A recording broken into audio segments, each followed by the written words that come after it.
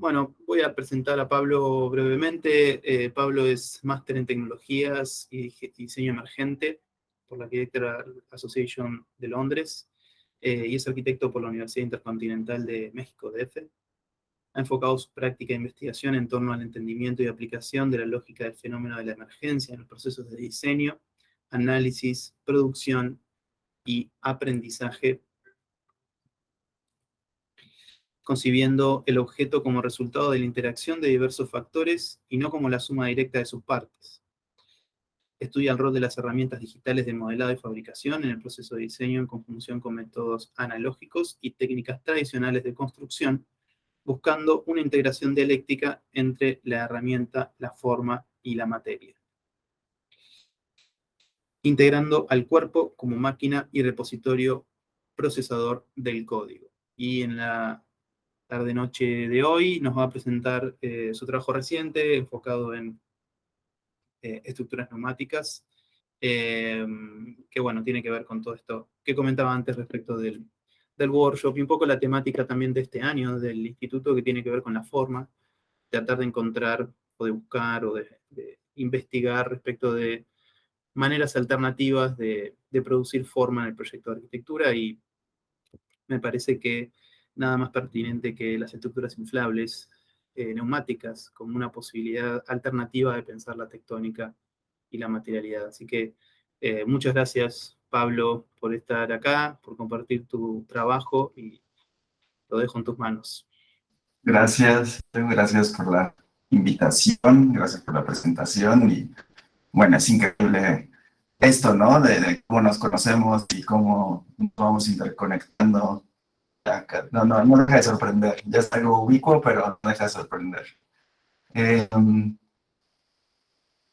Estoy diseñando unidad de protocolos y es una cosa también de dinámica personal donde este título del estudio y la cosa ajena tiene que ver también con cómo me alejo de mi trabajo, cómo me alejo cómo voy concibiendo el diseño.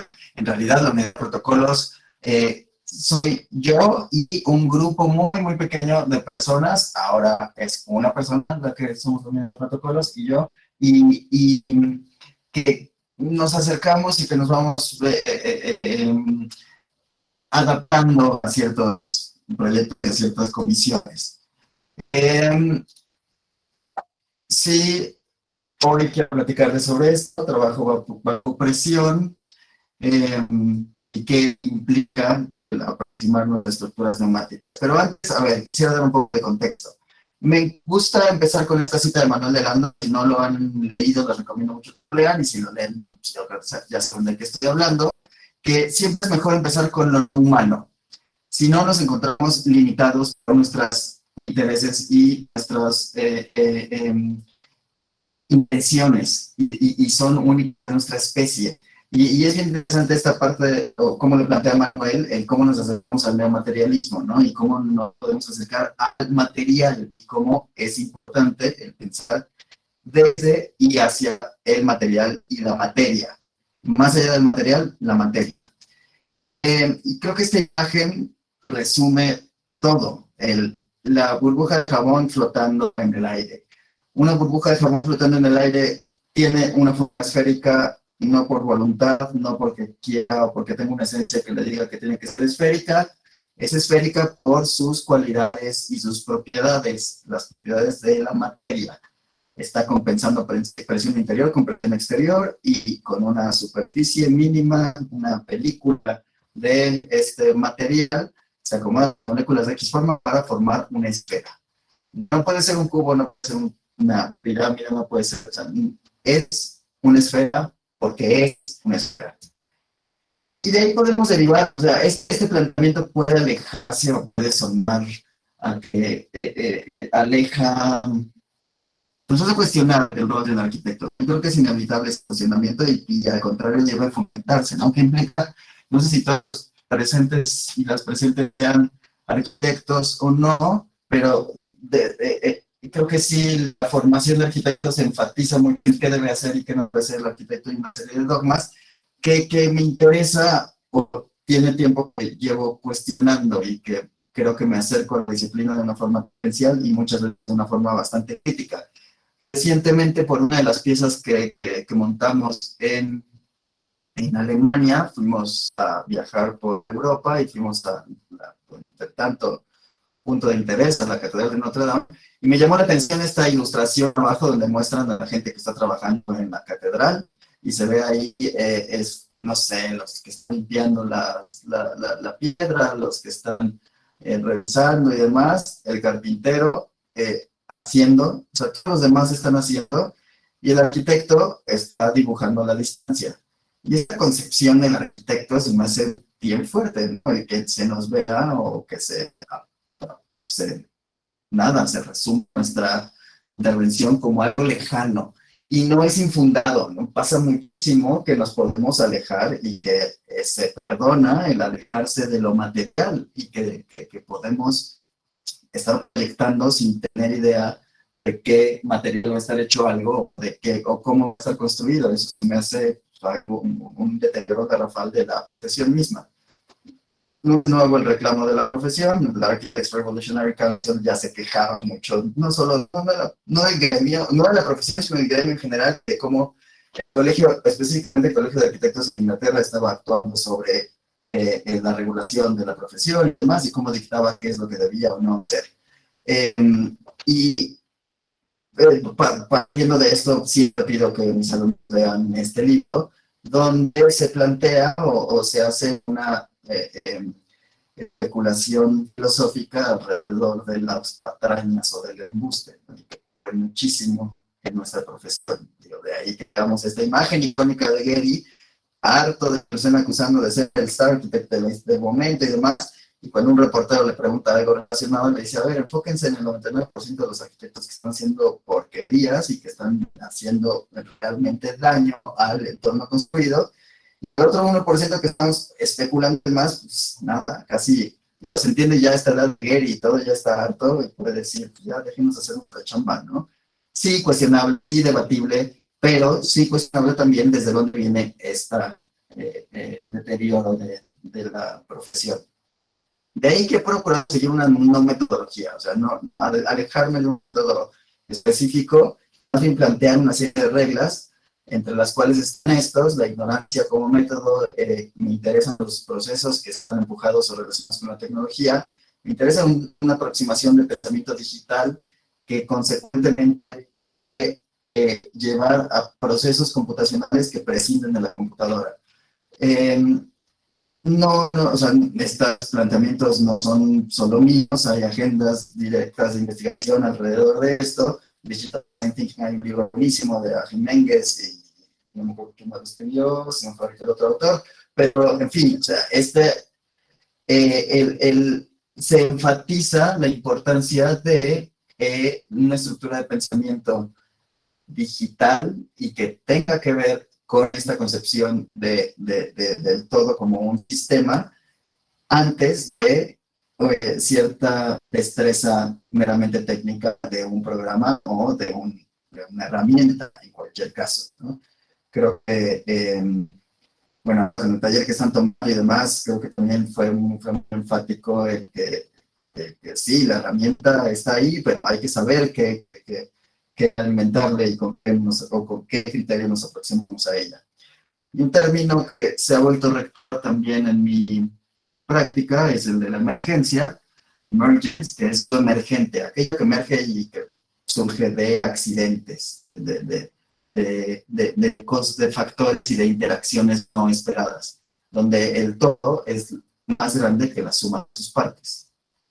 En una parvada podemos ver el ejemplo clarísimo en la naturaleza. Un pájaro por sí solo no hace nada, ni una proliferación o una multiplicación de un pájaro donde sigue una regla o tres reglas básicas. Si se acerca a mi vecino me alejo, si se acerca un predador me alejo, y si intento siempre moverme hacia el centro del grupo. Si proliferamos estas reglas y las repetimos, la interacción de estos elementos genera este comportamiento complejo, aparentemente inteligente. Me interesa ese acercamiento, ¿no? Donde en todo está contenida la lógica del todo en las partes, pero no sabemos y no es necesario saber qué implica el todo. John Conway tiene esta aproximación digital también computacional de los 70s, escribiendo The Game of Life, que pueden ustedes usar y simular, donde los píxeles van interactuando y van creando estos patrones también complejos y se repite la palabra complejo, no que estemos buscando complejidad por complejidad, sino que va más allá de una comprensión directa y la comprensión o lectura de estos patrones o de su origen se contiene en las reglas básicas de interacción. Esto lo veo directamente relacionado con el diseño computacional. Me interesa este acercamiento, pero este péndulo también de acercamiento hacia la computadora cada vez me ha hecho alejarme más de ella. Esta cita de Sidney Price es preciosa, ¿no? Y se ha usado muchísimo. La tecnología es la respuesta, pero ¿cuál es la pregunta? Y muchas veces nos planteamos preguntas equivocadas alrededor del uso de recursos tecnológicos. Este video de una pizzería en París fue precioso, este ejemplo. No estoy cargando el video, pero bueno, hay un brazo robótico ahí moviendo una caja de pizza, atrayendo a la gente. O sea, es un brazo robótico que hoy los brazos robóticos son Rolex de las universidades, ¿no? Todos quieren tener una. Esta postura crítica me llevó a organizar en 2018 Acadia, una conferencia dedicada al uso de herramientas digitales en arquitectura, organizado por la Asociación Association for Computer Aided Design and Architecture, una asociación estadounidense que quería que por primera vez ocurriera esto en México. El símil de Sudamérica es IGRADI, y hay este grupo de conferencias mundiales, ¿no?, que están dedicadas a especular alrededor de las herramientas digitales. Y mi postura o mi empuje era hacia esta autocrítica del uso, no sé si excesivo o desmesurado, creo que es necesario y es increíble que se esté empujando, pero sí de reflexión de cómo nos estamos aproximando al uso de estas herramientas. Me interesa la programación material y las cualidades inmanentes de la materia y sigo la premisa de que la forma siempre es una consecuencia. Sí puede haber ciertas intenciones, ciertas búsquedas, pero el resultado surge y la forma de obtenerlo va desde los comportamientos materiales, el entendimiento del comportamiento material y sus dinámicas, y otra vez consecuencias formales. Volvemos a la hermosa burbuja de Japón. En este planteamiento también un metodológico, otra de las dinámicas que sigo es veo ya también mi cuerpo de trabajo como esta serie de iteraciones alrededor de una intención de aprendizaje o de profundidad, otra lógica material, y casi accidentalmente, no casi accidentalmente, sí accidentalmente me acabo acercando a las estructuras neumáticas y he tenido oportunidades o ciertos pretextos para ir aprendiendo más de ellas e ir explorando más de ellas. Y presento este proyecto porque es lo que me abrió ya la inquietud fuerte y que me hizo entrar directo a adentrarme un poco más en este mundo. Fue una pieza fue la base, el basamento para una pieza de Jeff Koons. Y esta pieza es una pieza neumática. Antes de entrar a estructuras neumáticas, me especialicé en concreto. Llevo ya un buen número de años investigando y especulando también sobre el uso de concreto y formas no estándar y demás aproximaciones a ambos flexibles y otras búsquedas. Esto ha hecho que también del lado comercial tenga algunas comisiones, entre ellas donde me piden la base el basamento, el recubrimiento para el basamento de la pieza de Jeff Koons, que tenía que ser de un concreto muy ligero y que tuviera el mismo color que la fachada del Museo Jumex acá en México, hecho por David Chipperfield. Hicimos este basamento, es esa caja cubierta con paneles de concreto, pero la parte creo que más valiosa de este proyecto para mí, aparte del reto técnico solucionado y demás, fue poder ver de cerca el montaje y tener una participación muy directa, también accidental. Al final, el equipo de montaje local estaban teniendo problemas de comunicación, yo ayudé o intervine en algún momento para ayudar a aclarar algunas cosas en temas de lenguaje. Vieron que mentía con la persona encargada del inflable y dijeron, bueno, tú coordinas, o sea, eres el coordinador entre el equipo de montaje de aquí y el creador del inflable, que es el que está de gorro allá atrás, John. Y bueno, ahí pude ver por primera vez de cerca el potencial y la maravilla de las estructuras neumáticas. Obviamente este es así el tope de gama de estructuras neumáticas. Si es una pieza de Jeff Koons, va a lo máximo de manufactura, calidad, tecnología y demás. La tela es un ripstop ligerísimo, altamente impermeable y demás. El método para pintarla, o sea, en fin, este es también un tema tecnológico ultra avanzado que sigue los principios que cualquier estructura neumática. Y eso fue lo que me intrigó más, ¿verdad? Estas partes tan, esos dobleces de la falda, esos dobleces de la pierna, en cómo se guía la forma, dónde tiene estructura interna y dónde no. Y al hablar de estructura interna, estoy hablando de que todos los elementos están trabajando a tensión. O sea, por ahora, si ya tuvieron alguna aproximación a esto, lo saben, ¿no? Cualquier estructura neumática va a tender a una esfera, va a tender a hacer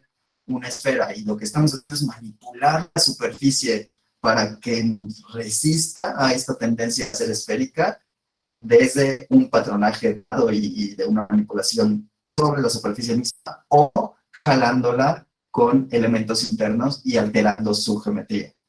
En eso, esta pieza es una escultura increíble por esa capacidad de tener estas superficies negativas y estas superficies convexas y demás. En fin, desde esto surge mi interés por este tipo de estructuras y tomo como pretexto una invitación a presentar una pieza en una exposición de una galería de diseño, donde decido armar un periscopio. O sea, decido trabajar con Mylar porque ya sabía que se puede trabajar con esto y es relativamente sencillo usarlo y usar cinta adhesiva, sea doble cara o de una sola cara. Es un material muy ligero y que es muy bueno para hacer estructuras neumáticas. Es muy delicado, si alguien ha trabajado con él, también sabrán que se rasga muy fácilmente, pero aún así tiene grandes potenciales y bueno, esta textura plateada es difícil lograrla con otro material. Entonces hice esta pieza que altera por completo las condiciones espaciales al, por un lado, invadirlo con este elemento masivo y otro por su reflexión, ¿no? Por su reflectividad.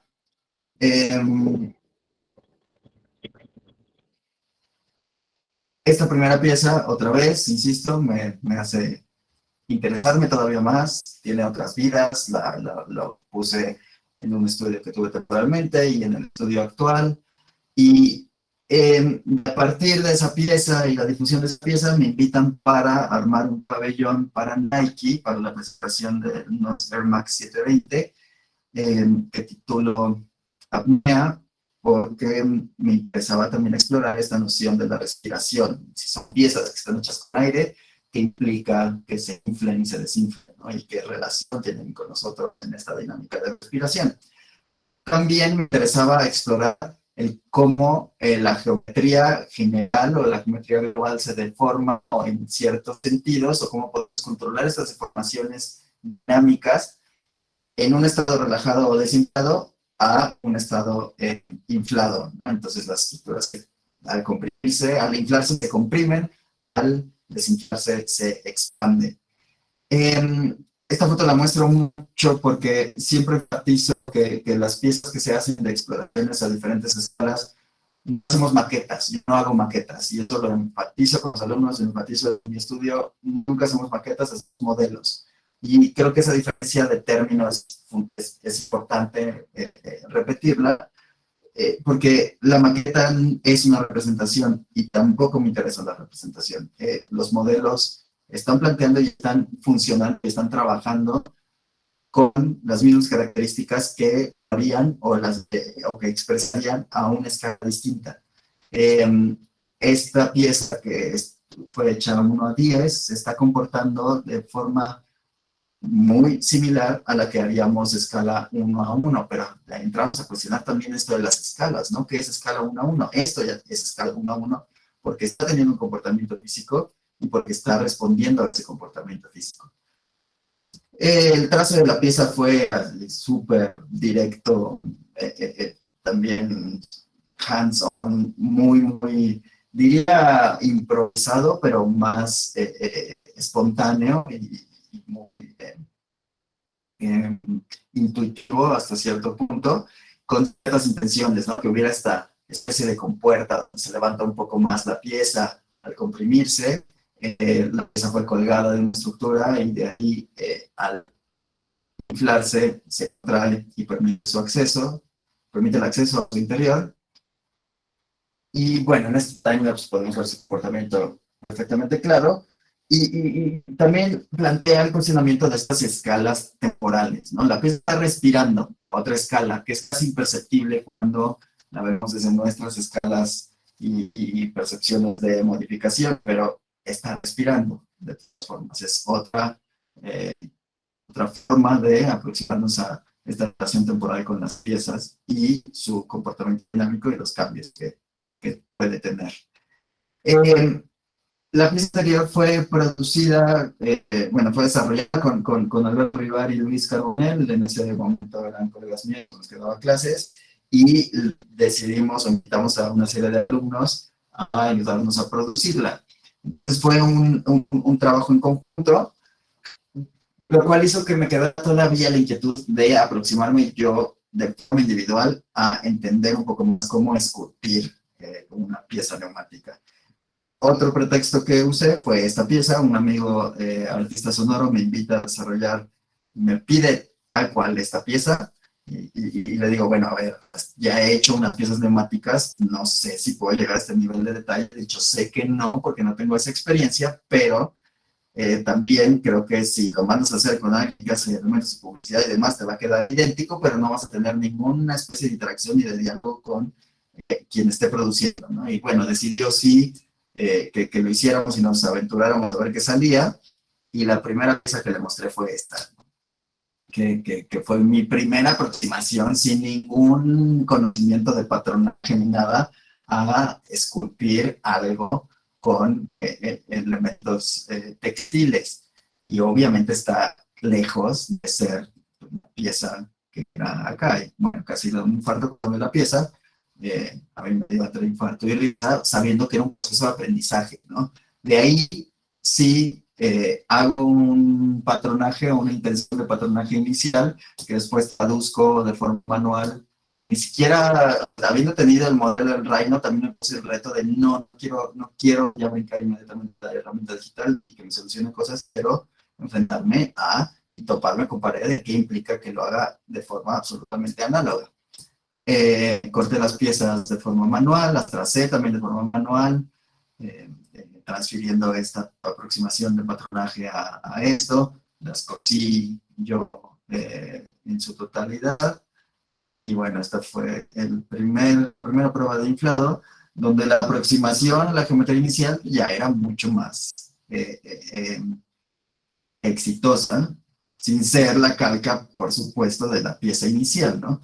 Creo que también la intención que teníamos de que fuera una pieza muy cruda, que no fuera el perrito ahí hecho, accidentalmente o no, y por mi experiencia o falta de experiencia, se logró. Mi amigo artista estaba bastante emocionado ya con este resultado, y esto también me permitió a mí entender qué implicaba, ¿no? Vean esta pieza, los ojos están salidos, aquí no están salidos, aquí estoy jalando, y fue mis primeros intentos de tener estructuras internas o baffles que empiezan a modificar la geometría de la estructura neumática. También fue el primer patio que intervine con una estructura neumática. Por alguna razón han sido patios los que hemos intervenido. Y parte de la idea de esta pieza era, surgía, el concepto de mi amigo era tener una relación con la planta lengua de perro, la esencia de la planta de lengua de perro, el perfume que se usa en brujería para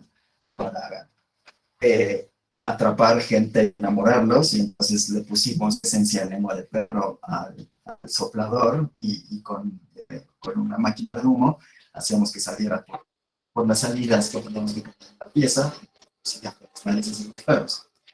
Fue un reto divertido. De ahí me puse otro reto, también tomando como pretexto otra invitación a intervenir a otro patio en colaboración con Germán Velasco, un arquitecto de interiores, y aquí quise explorar una superficie de forma libre, una superficie mucho menos controlable o definida, cómo la construiría. Y mi primera aproximación fue hacer una división de forma vertical de este modelo digital, sabiendo, o bueno, tal vez no sabiendo en retrospectiva, ya lo veo claramente, pero acá tenía elementos muy planos y las curvaturas tendían hacia lo plano cuando una estructura automática no hace esto, ¿no? O lo hace de un comportamiento distinto. En fin, otra vez me aventuré a trazarlo y a construirlo directamente partiendo de esta aproximación todavía bastante intuitiva a cómo construir una pieza matemática y cómo patronarla.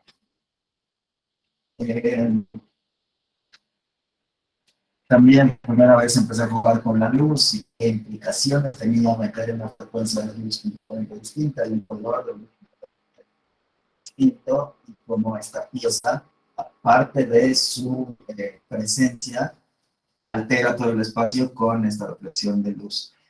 Esta caja muestra los enormes potenciales que tienen estas estructuras, ¿no? De llegar con una cajita donde está contenido el soplador, la manguera, el ducto y la pieza misma, se me hace fascinante, ¿no? Y que puedas doblarse y volverse esta pieza que tiene una presencia mucho más considerable, y que si pensamos en cómo la construiríamos con cualquier otro material, pues ya se vuelve casi ilógico, ¿no? Si quisiéramos construir esto de concreto o de metal y demás, nada, es otra aproximación completamente distinta, y esto está construido con una membrana de menos de 1 milímetro de espesor y con un peso que en relación al espacio que ocupa es mínimo.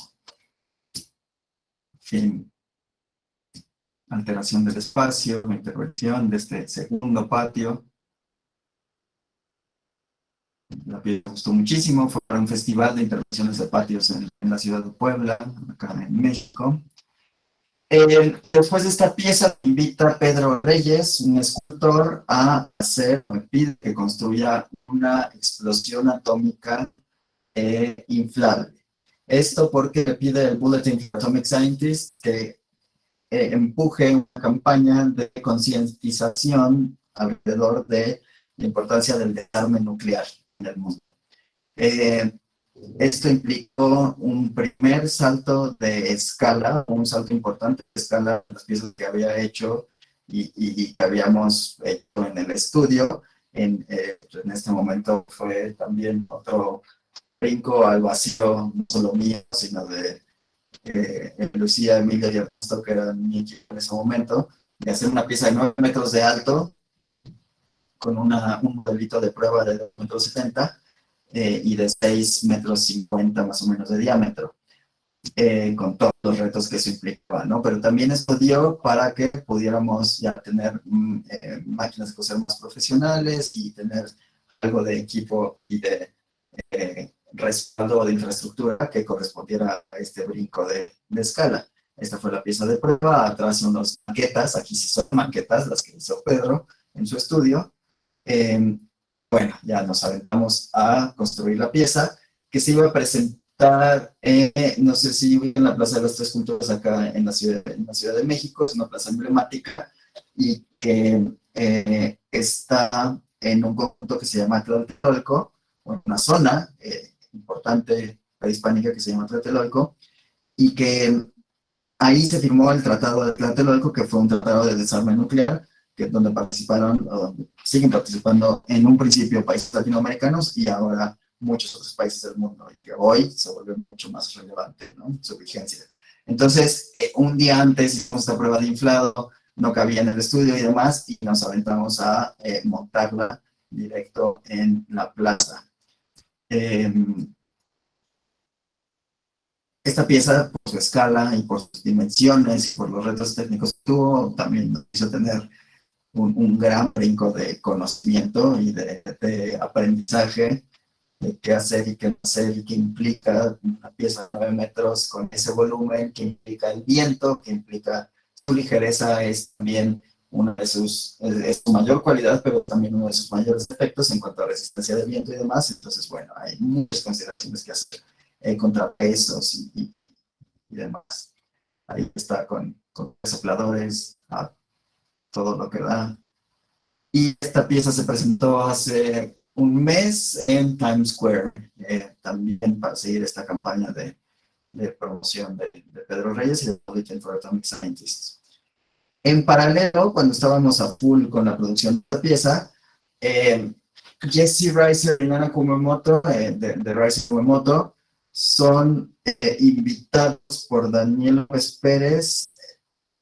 A ver, más bien, Jesse y Nana daban clases en Princeton. Daniel López Pérez es un especialista, un académico especializado en Buckminster Fuller. Le pide a Mónica Ponce de León que haga la presentación de su libro en Princeton y que colabore con Jesse y con Ana para hacer la presentación y aprovecharlo para hacer una exhibición de algo que tenga que ver con Fuller. Daniel le presenta la idea del Geoscope de Fuller a Jesse y Hanako, y en ese momento ellos estaban interesados en inflables. Entonces deciden hacer un Geoscope inflable, para lo cual Daniel les dice: Pablo es el que puede hacerlo, ¿no? Y que lo puede hacer en este tiempo récord apretadísimo que teníamos, para no solo hacerlo, sino conseguirlo, diseñarlo, desarrollarlo, hacer desarrollo e investigación en un tiempo muy reducido. Me piden primero, la primera intención va a ser esta esfera con esta serie de almohadones o de celdas muy, muy saturado, que cada una de estas piezas iba a tener un proyector que iba a proyectar hacia el interior una serie de imágenes que tenía que ver con esta idea también de los Geoscope, de este nodo, de esta pieza que es para difundir conocimiento y para conectar diferentes puntos del mundo. Entonces se pensaba en esta cápsula que tuviera la capacidad de habitada o que pudiera ser usada desde dentro y que fuera una cosa inmersiva, una pieza inmersiva donde pudiéramos ver una serie de proyecciones en congruencia desde el interior. Decidí aceptar, a pesar de que en un principio me había negado, porque ya el reto de la bomba de Pedro Reyes era bastante.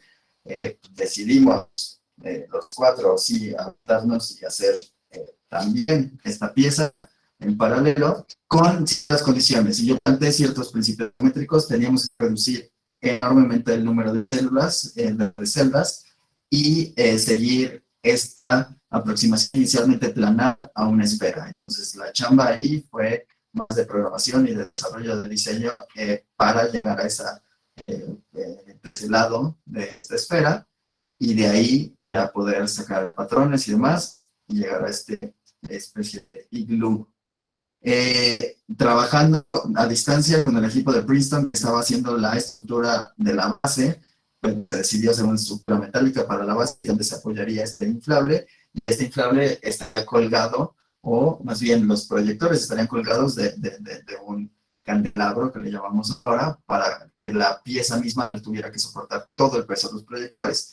Yo no tenía en ese momento la experiencia suficiente como para garantizar que la pieza pudiera cargar los proyectores. Hoy sabemos que podría ser capaz, pero no fue mala aproximación el colgar los proyectores y liberar un poco la pieza de esta carga.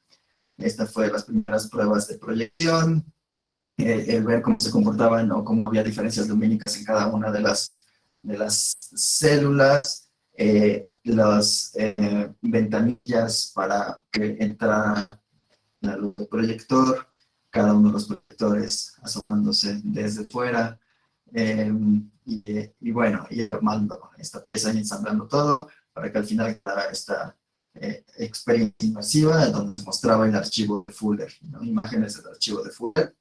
Esto fue la presentación en Princeton en enero del 2020, en febrero del 2020, y semanas después empieza todo lo que estamos viviendo ahora, ¿no? Y se cierra todo.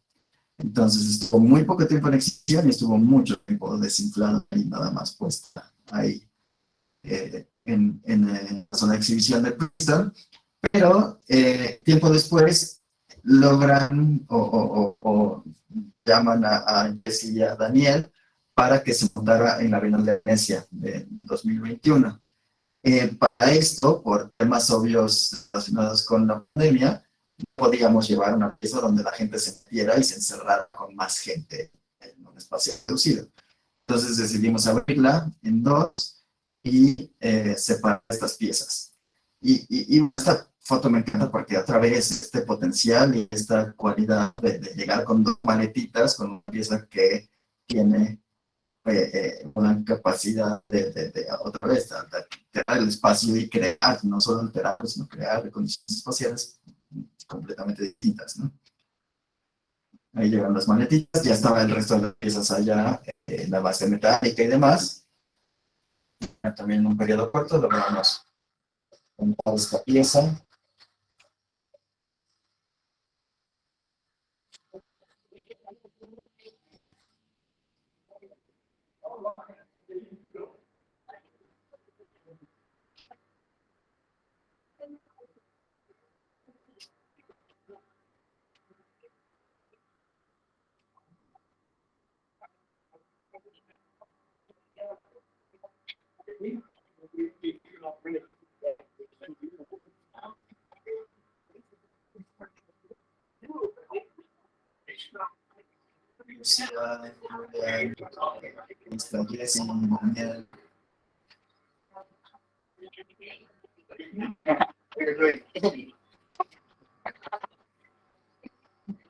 Después de la Bienal de Venecia,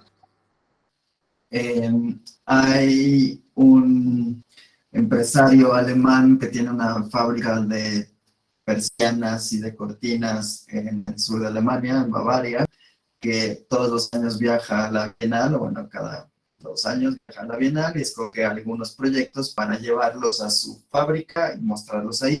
Y uno de esos proyectos fue el nuestro. Entonces, hace 2 meses fuimos a este pueblo, Burgau, que está entre Ulm y Augsburg, cerca, bueno, entre Múnich y Stuttgart, eh, a montar de nuevo la pieza en Alemania. Mismas condiciones, el techo un poco más bajo y demás, pero ahora otra vez viviendo con otras piezas en un contexto completamente distinto, pero quedó muy bien esta iteración. Ah,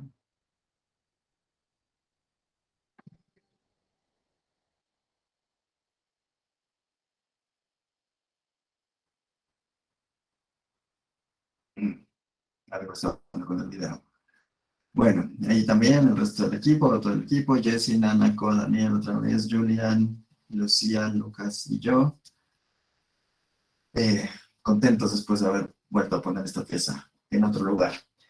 Eh, Nos pidieron también hace poco una pieza para un bar, o sea, cambiando de escala y de localización geográfica, otra vez radicalmente volviendo a México, para un bar en San Cristóbal de las Casas, en Chiapas, acá al sureste del país, de México, donde en esta nueva aproximación a las piezas, me la pide un arquitecto de interiores y la pieza se iba a funcionar más en un contexto interior, en un espacio interior. No quería que fuera algo tan duro y tan frío como estas piezas de nylon que hemos hecho antes, entonces decidimos hacer un recubrimiento de mata cruda y, bueno, a volver a plantear la idea de la respiración en esta pieza, que se vuelve una pieza dinámica, y hacer ciertos trazos y cierto gesto geométrico o guiño geométrico hacia una topografía cercana al lugar donde que les mencioné, San Cristóbal de las Casas. El bar se llama Blom, entonces esto en honor a un arqueólogo que escribió muchas zonas arqueológicas, entonces esta topografía era cercana a una de esas zonas arqueológicas y haciendo referencia también o haciendo guiños referenciales a la tradición textil y de bordado que hay en la zona.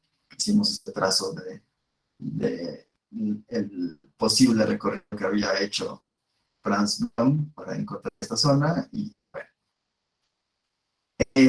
la pieza creo que sí logra este cometido de no ser esta pieza fría, sino que convive bien con el resto de la intervención interior y pero mantiene su autonomía y crea este gesto también de curiosidad o de inquietud a los visitantes al estar respirando y modificándose, ¿no? Y que también en ese timelapse es muy obvio, pero en vivo se vuelve poco perceptible por escala de tiempo.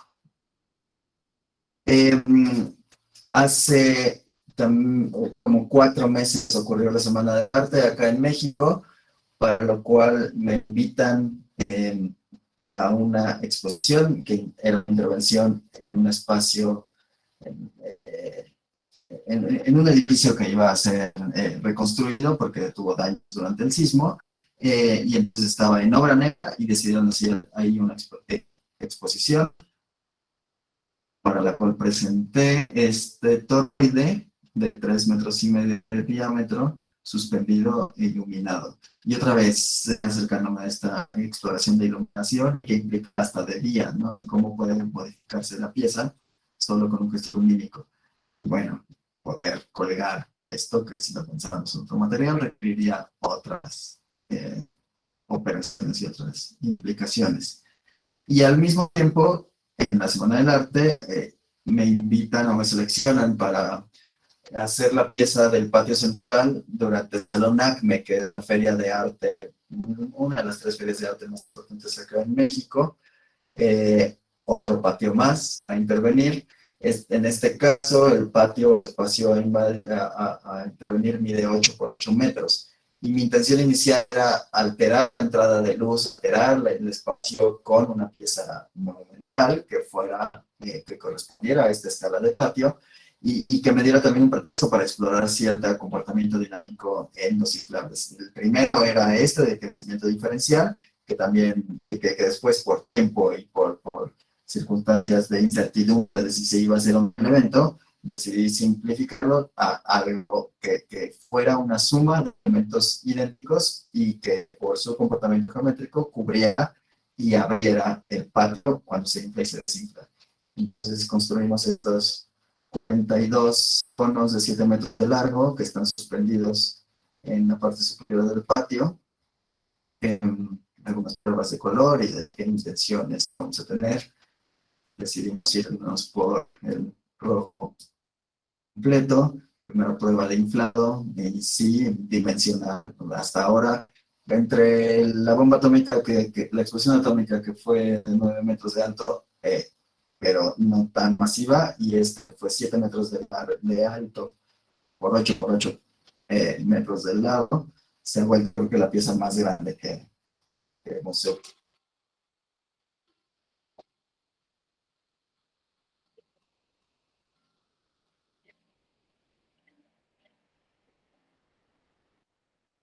Este es el estudio y ahí está la pieza extendida, invadiendo el estudio completo. Ahí está la pieza doblada y lista para transportarse al sitio. De nuevo, montajes disfrutables, ¿no? Y digo disfrutables porque puedo comparar con montajes de piezas de concreto que son una pesadilla y que requieren maquinaria, equipo de seguridad y demás. Esto llegar y poder hacer una instalación de esta pieza podría haber sido en 20 minutos, pero bueno, por pruebas y demás se extiende a 1 hora. Es una delicia poder hacer esto.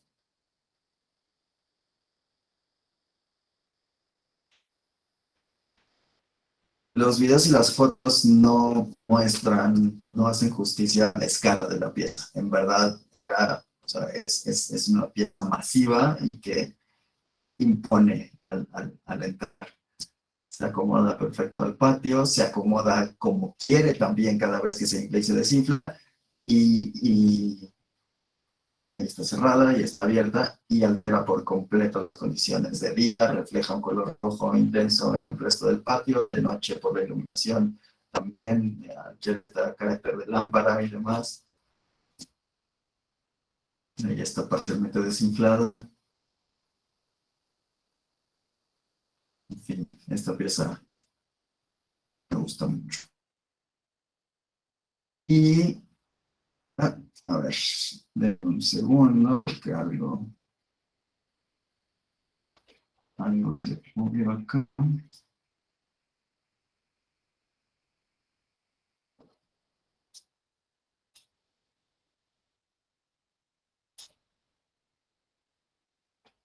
Esta pieza, que es la última que les quiero mostrar, la desarrollamos para el Festival Ceremonia también hace unos meses, un festival de música acá en México, y es una pieza que evolucionó a partir del toroide que les mostré, colgado verticalmente, donde de forma digital jalé punto de control y creé, o le hice que le crecieran estos brazos, ¿no? Que se llama el hexápodo. Y si ya me han dicho, pero tiene 9, no, es que 3 son patitas, nada, tecnicismos, ¿no? En realidad tampoco tiene patas porque está colgado y estaba conectado para ser suspendido, ¿no? Para que se colgara de 3 de sus extremos, y es una pieza también de dimensiones considerables. Creo que con la experiencia de la pieza roca para Sarnacme y de la explosión atómica, como que perdí un poco el miedo a la escala y nos fuimos a esta pieza que resultó ser bastante más grande de lo que considerábamos, que también es parte de sus cualidades, ¿no? Tiene una presencia considerable y que intriga, más al estar suspendida. Y acá el reto técnico fue, en vez de hacer la división vertical de los gajos o las piezas para desarrollar el patronaje, decidí seguir las curvas del NURBS digital para después hacer un loft recto para crear estas superficies regladas que son después fácilmente desdoblables y de ahí deriva el patrón de esta pieza. Este es el estudio, otra vez, prueba de inflado dentro del estudio, antes de haberse ido, bueno, después de regresar del festival, una prueba de inflado, y antes de aterrizar en Champagne, en la Escuela de Ingeniería de Châlons-Champagne, en Francia, donde nos invitan a mostrar esta pieza durante la inauguración del edificio de fabricación digital y tecnología de la Escuela de Ingeniería. Y esto fue una serie también entre accidentes y aprovechar el viaje que íbamos a hacer para montar la pieza en Burgau. Decidimos casualmente llevarnos una maleta más, una maleta considerable, grande, y llevar el exoplador y la pieza en esta maleta para donde podíamos ir instalando. Este fue el primer lugar donde nos invitaron a mostrarlo. Después también de forma bastante accidental o arbitraria llegamos a poder montarlo a los pies de la Torre Eiffel en Transet, este restaurante flotante en el río Sena.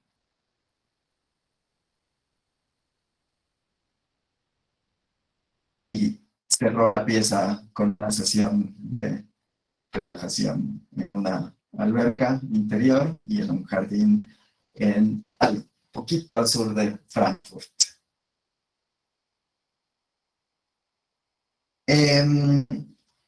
Voy a regresar un poco porque ni siquiera quería mostrarles unas piezas que se brincó la presentación.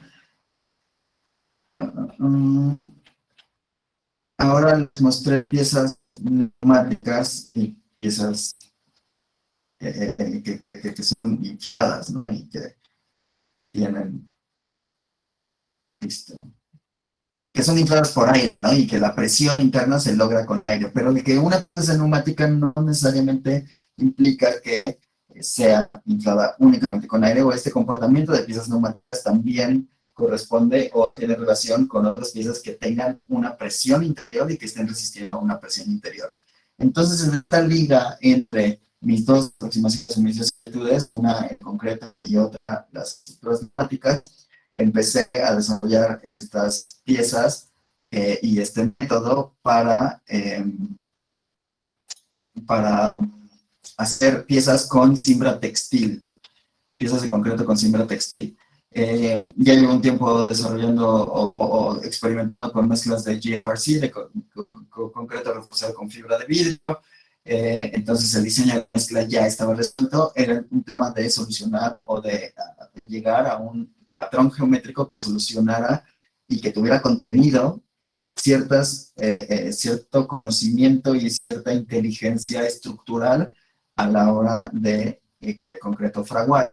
Esta fue de las primeras piezas. Los patrones responden a la curvatura de las superficies a las que se van a aproximar. Esta fue de las primeras piezas, o la primera pieza, la primera prueba, donde las costuras unen dos capas de tela, son después rellenas de concreto y que permiten estos resultados. Esta ya fue una de las piezas con el método de patronaje que sigue la curvatura, y de ahí surgieron una serie de iteraciones y de familias de esta pieza. Aquí usamos tela flexible en la parte de arriba, tela rígida, ¿no? Tela que no tiene estiramiento en la parte de abajo. De ahí se generan estas arrugas y arriba no, comportamientos distintos, dinámicas distintas. Un nivel de predicción o de control muy bajo en las piezas. Sí hay un nivel de control del patrón y de cierta anticipación a cómo se va a comportar, pero al final hay muchos factores y que el material mismo determina, ¿no? En este caso fue un gran fracaso, pero de gran aprendizaje, porque esta pieza, que ha sido la más grande que he hecho con este método, está mide 2,50 de alto. A la hora de vertir el concreto, la pérdida de agua fue demasiado rápida y no permitió que bajara el concreto hasta las últimas cámaras. Aún así, se sostiene, ya hubo un par de, es autoportante, ya hubo un par de temblores y no se cayó. Estas pruebas catenarias, estos arcos catenarios, esta cimbra que sigue esperando para poder hacer otra siguiente iteración de colado, ahora con otras soluciones para vertir el concreto. Y estos son detalles de las piezas, esta es toda la familia. Aquí no le quité la cimbra, entonces ve la tela y todavía en algunas secciones, y estas piezas ya no tienen, las piezas pequeñas ya no tienen cimbra. Y podemos ver que el concreto calca perfecto la textura de la tela y demás. Y la tela ayuda en el proceso de fragado también, porque hay una pérdida de agua considerable, pero al mismo tiempo mantiene cierta humedad y demás que ayuda al proceso de fraguado.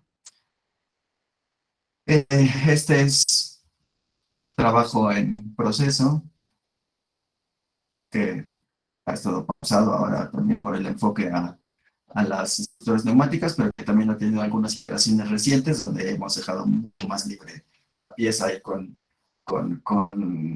usando combinados de tela rígida con tela flexible o solamente tela flexible y dejando que se infle lo que se tenga que inflar.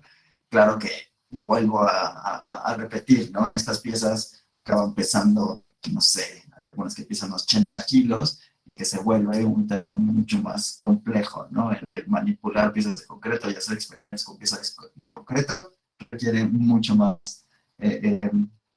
esfuerzo que solamente inflables. Aún así, el comportamiento, insisto, sigue siendo el mismo y está todavía en definición la liga o el vínculo directo entre este método o esta aproximación cuasi neumática a el colado de piezas de concreto.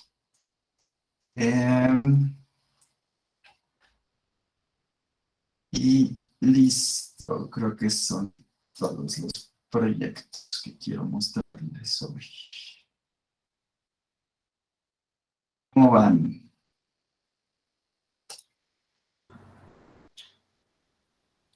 Muy bien, muy bien.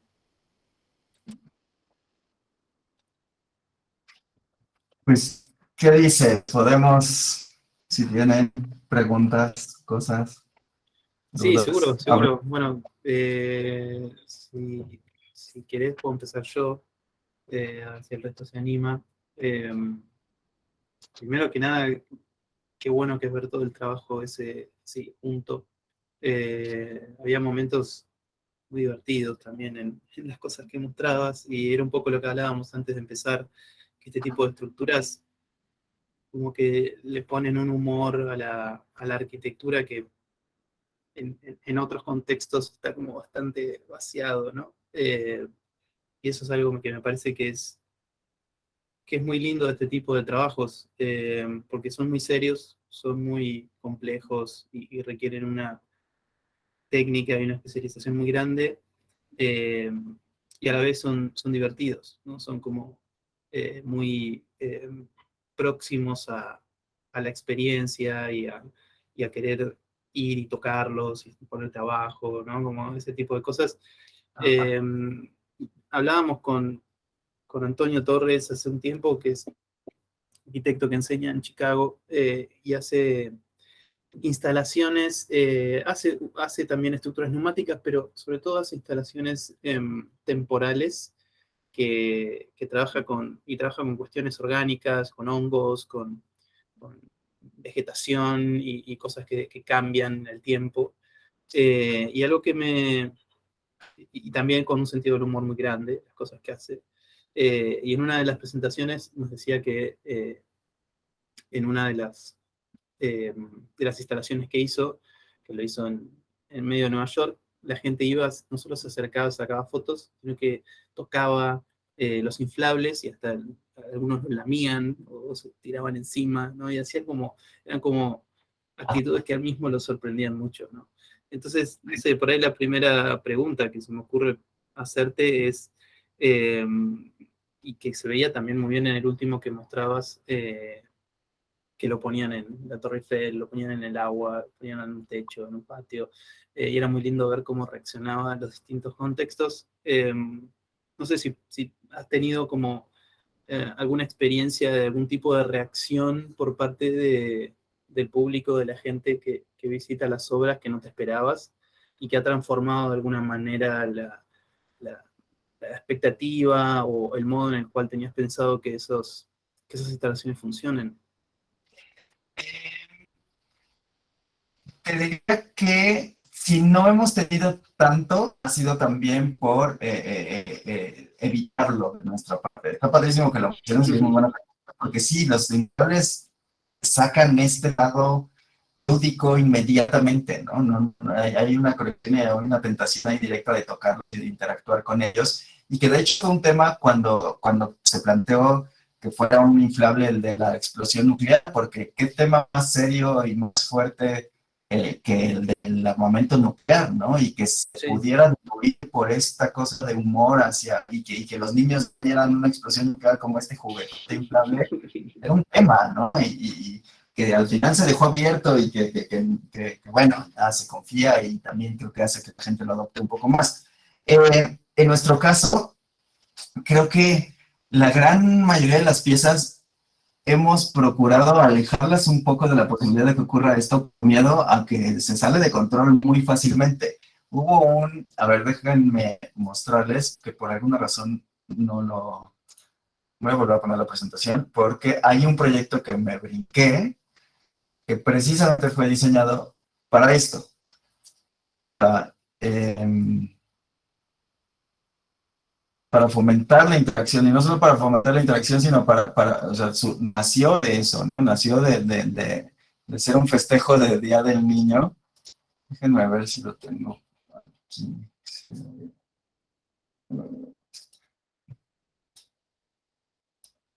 A ver,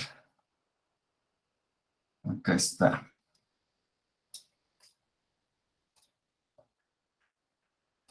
Este fue un laberinto lúdico que hicimos con una serie de cilindros interconectados.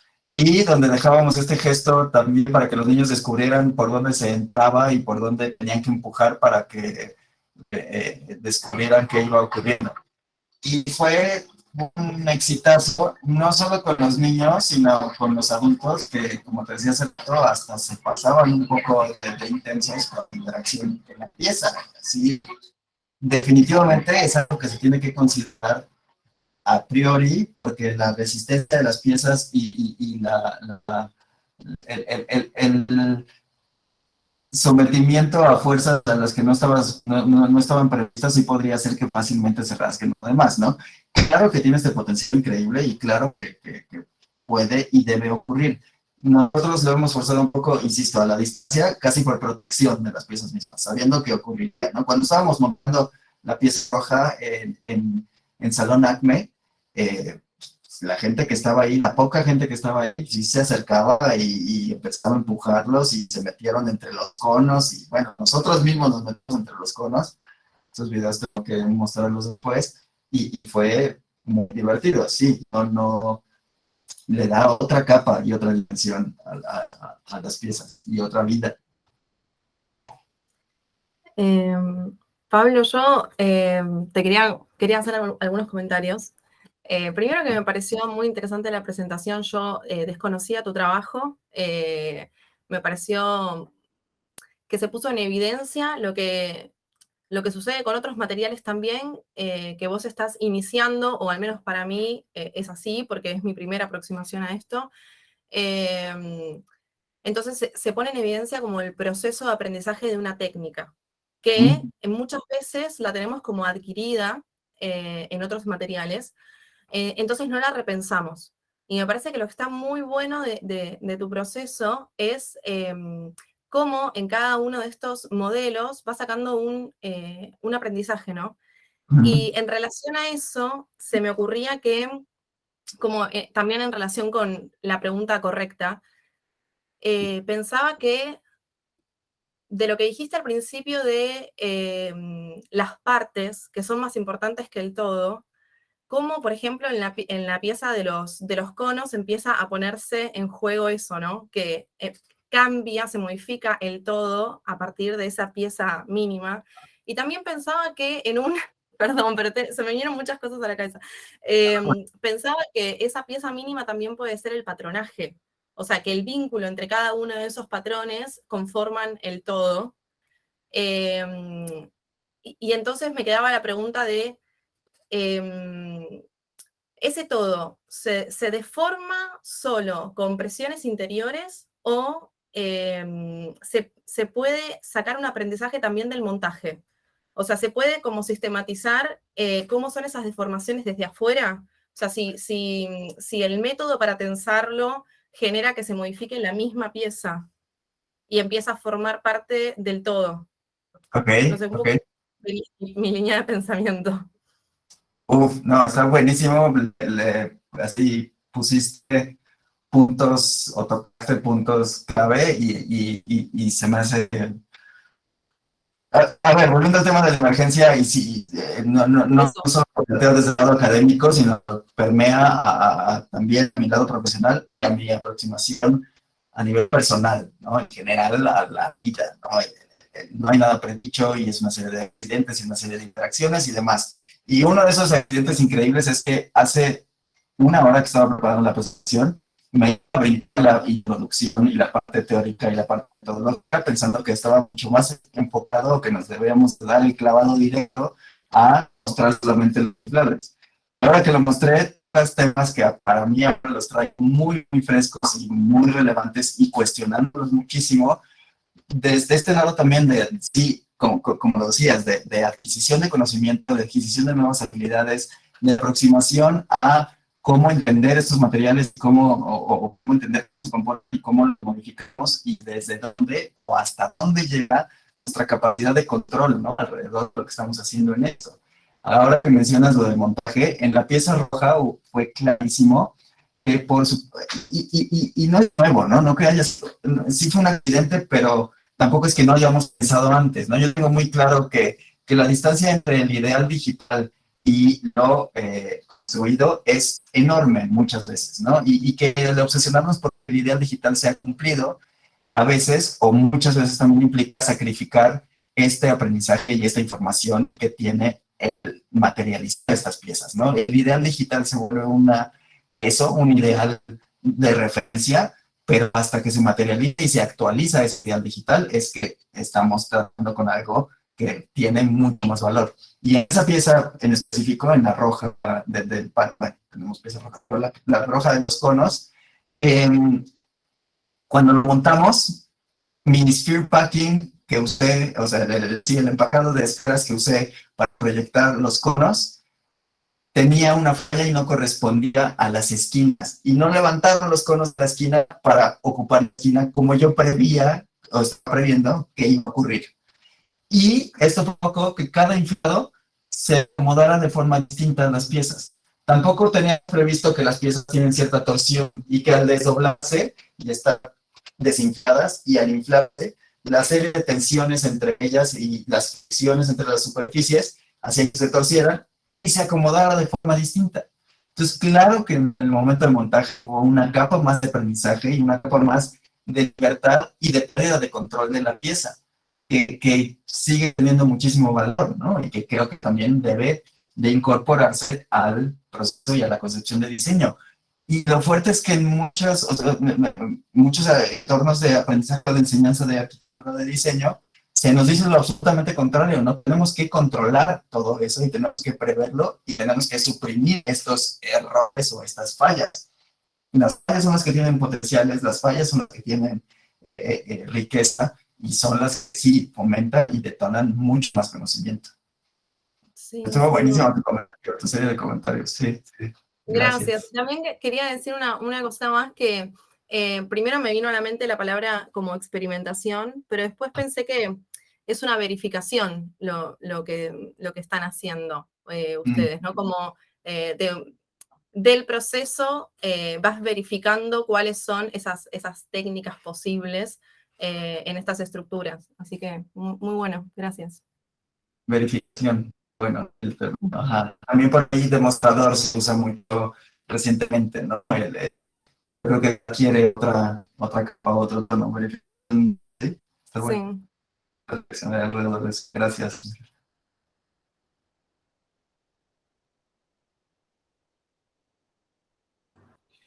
Bien, ¿tenemos alguna otra pregunta? Quiero aprovechar, contar algo más.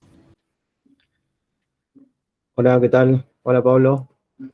Hola, David. Te quería consultar, no sé si lo dijiste, porque entré un poquito ya empezada la presentación. Ajá. ¿Cuál es el material que más utilizas? ¿Qué material es? Es entramado de nylon con una capa de, no me fue ahorita, una capa plástica, es nylon plastificado. ¿Puede ser que se le llama también tela de avión? O Puede ser, y ¿lo has la visto? utilizan para los veleros. Ajá. O algo así. Sí, ¿Sí? sí, ¿Esa sí, es? sí, esa funcionaría. Sí, sí, sí, y de hecho creo que esa que mencionas debe ser mucho más resistente a la tensión. Esta que usamos nosotros, sí, la que tenemos acá de telas especializadas es bastante reducida y también el nivel de costo se vuelve mucho más alto, ¿no? Si nos vamos a una ultra especializada. Entonces sí, lo que usamos normalmente se usa para mochilas o para bolsas, o sea, y la única prueba que hacemos es que sea impermeable o la prueba que hago yo intuitivamente es le soplo a la tela y se pasa el aire. Claro. Funciona y sin importar, funciona. Porque hay muchas plastificadas o plásticas que parece que funcionan y a la hora de inflar hay una alta pérdida de presión que no hace que no sirva tanto para esto. Sí, y el material este que usás, ¿te da como la confianza o te permite que vos lo que diseñes, no sé, en Rhino veo que lo que usan, vos sabés que más o menos te va a salir de esa forma modelada? Enfatizaría el margen, exacto, el margen de distancia. Porque vieron, o sea, viste que cuando presenté el Geoscope son paneles planos, ¿no? Y entonces hicimos esta construcción en Rhino de una esfera o la aproximación de una esfera con un lado plano. Y por supuesto que estos paneles planos se inflan y deforman la esfera completamente. Entonces sí que hay una aproximación o una intención aproximada a cómo se va a ver, pero nunca se ve tal cual. Claro. Bien. Eso, sé que ya es esta distancia que tenemos asumida, en vez de obsesionarnos porque se vea idéntico, ¿no?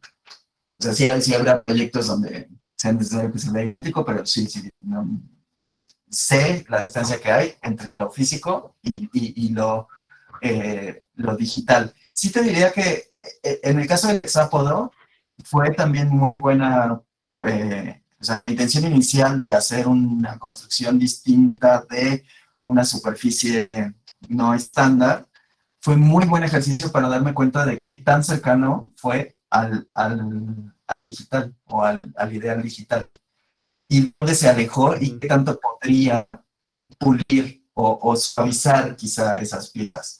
El método que les platiqué fue extraer las curvas, o sea, hay muchos métodos para desarrollar el patronaje o para que casi automatizarlo también, ¿no? En Grasshopper pueden automatizar el desdoblado y demás, el patronaje.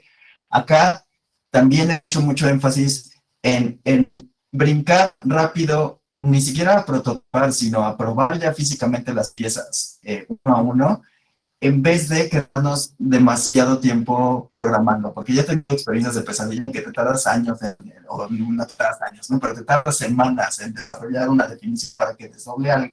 Y en esas semanas podrías haber conseguido 3 iteraciones del inflable que te hubiera dado no el mismo aprendizaje, pero que quizá hubiera sido más efectivo. Y también si consideramos que hay tiempos de entrega y hay clientes y demás, nos hemos enfocado en directo ir a construir. Y en eso, la construcción digital, a partir de las isocurvas y de ahí hacer un loft para hacer un loft recto, para hacer superficies desarrollables y hacer superficies regladas que puedan ser desdoblables, ha sido muy bueno. Algo manual, pero muy directo y bastante efectivo. Está bueno, está bueno. Y esto también me hace pensar que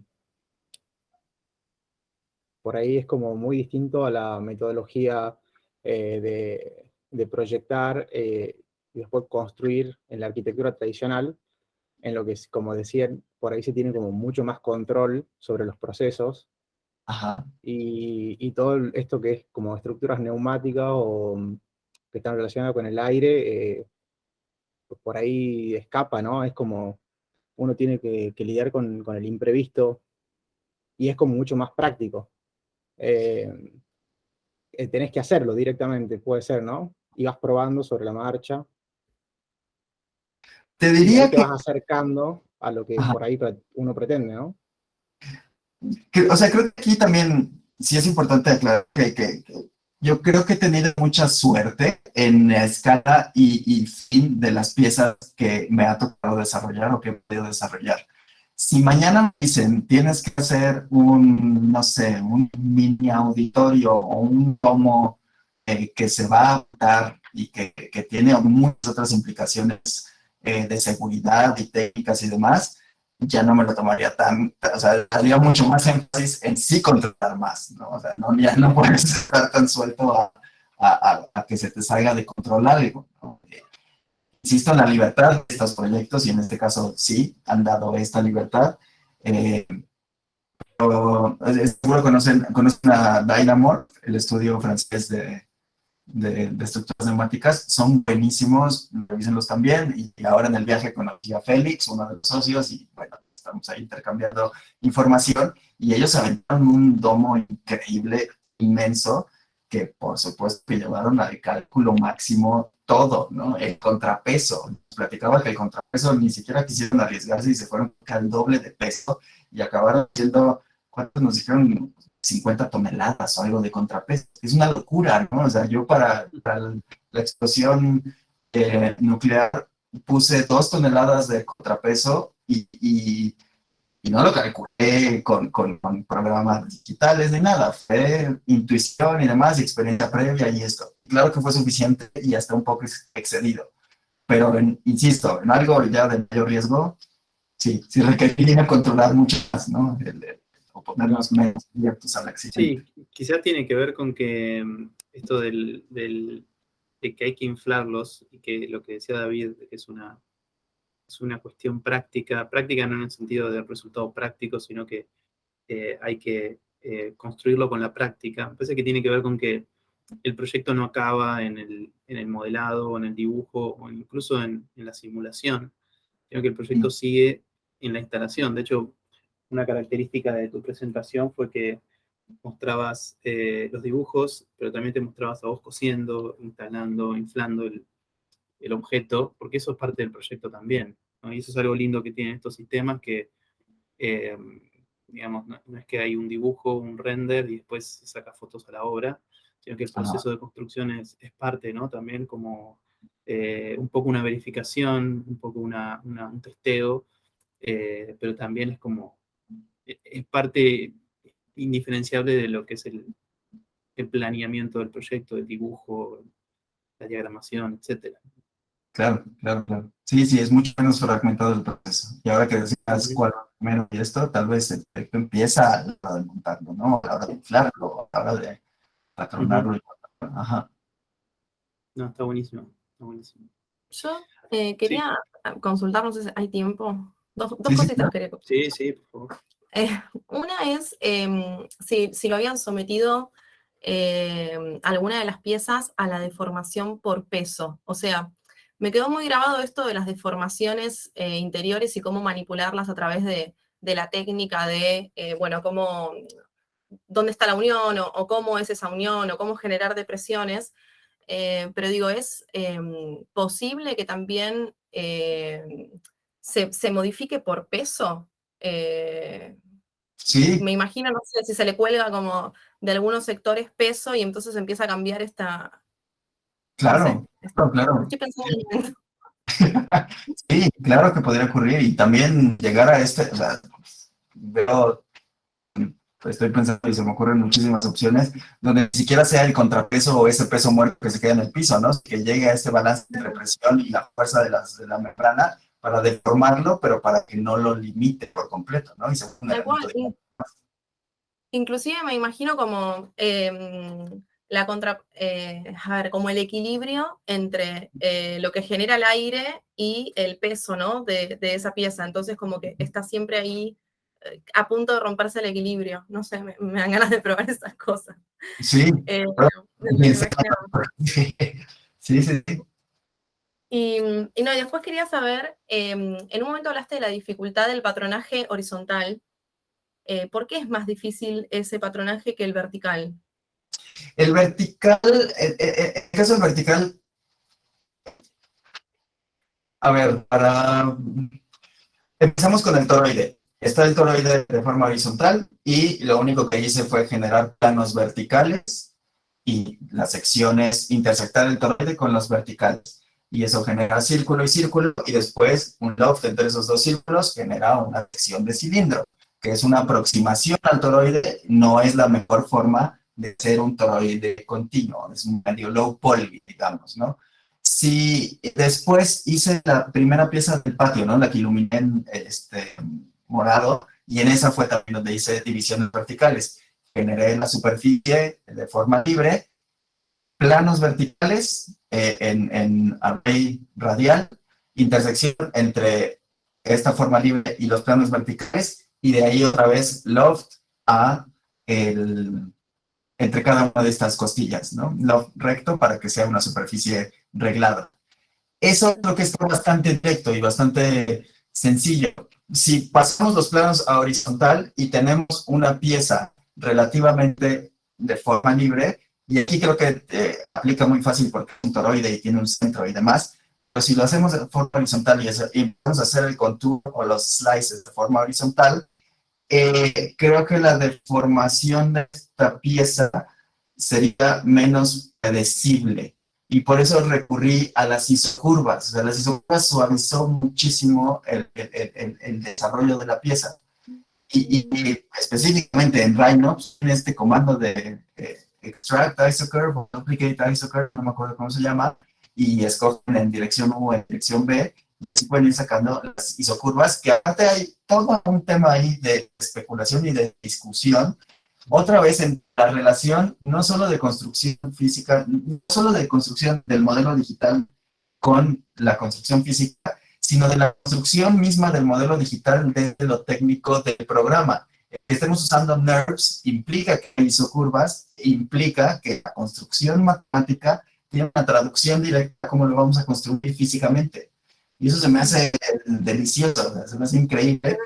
Y creo que también tiene un potencial fuerte de discusión y de especulación que no me he metido y porque estoy ahorita medio nefastiado con el lado académico, pero que sí creo que sí está detrás esa reflexión, ¿no?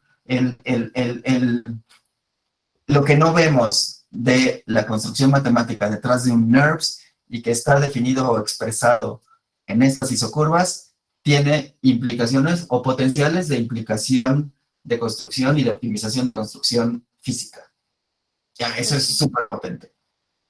Buenísimo. Gracias. ¿A ti? Bueno, muy bien, creo que ya estamos bien de horario, así que si les parece podemos dar por concluida la charla. Por mi parte, agradecerte mucho, Pablo, la generosidad de mostrar lo que haces, dedicar el tiempo a mostrar esto, responder las preguntas. La verdad fue súper lindo poder enterarme de primera persona lo que estás haciendo y obviamente poder difundir tu trabajo, que me parece que es muy valioso, no solo por la cuestión técnica, que es súper importante, sino también por poder pensar arquitecturas que vienen de otro lugar, que vienen de un lugar que tiene un humor distinto, que tiene una temporalidad distinta, unas arquitecturas cuya manipulación de la escala es muy diferente a como la entendemos históricamente. Así que me parece que está buenísimo y espero que podamos repetir en un futuro y sigamos vinculándonos con lo que haces, porque a mí por lo menos me parece fascinante. Así que muchas gracias por tu tiempo y gracias a los que se sumaron también a esta charla. Gracias, no, gracias por la invitación y sí, seguro seguiremos colaborando y dialogando alrededor de esto y gracias a todas y todos los que estuvieron. Gracias por las preguntas. Fantástico. Bueno, gracias, Pablo. Nos veremos pronto. Hasta luego a todos. Hasta Muchas luego. gracias, Pablo. Muchas Hasta luego. gracias. Gracias, chao. Chao, gracias.